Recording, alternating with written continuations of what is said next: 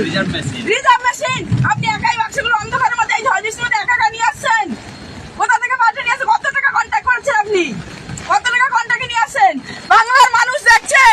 দেখুন এইভাবে সন্ধ্যা থেকে সমস্ত জায়গায় আমরা বলছি যে এইভাবে ইভিএম গুলা এই বাক্সগুলো এইভাবে যেখানে কোনো সিকিউরিটি নেই, কোনো অফিসার অন্ধকারে ঢুকে যাচ্ছে, বাক্স চেঞ্জ করে নিয়ে চলে আসছে।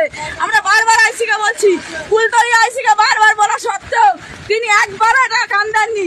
আজকে হাতে নাতে ধরেছি আমরা। দেখুন এই বাক্সগুলো চেঞ্জ করে করে নিয়ে আসছে।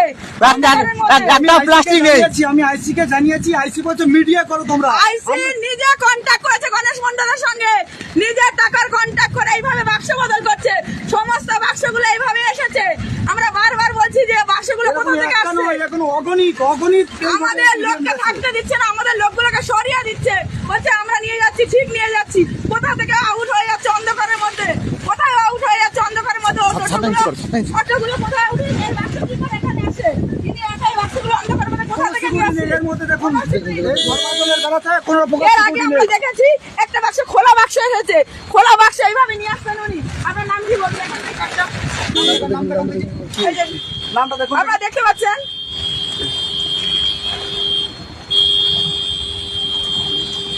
রামকৃষ্ণ ঘোষ।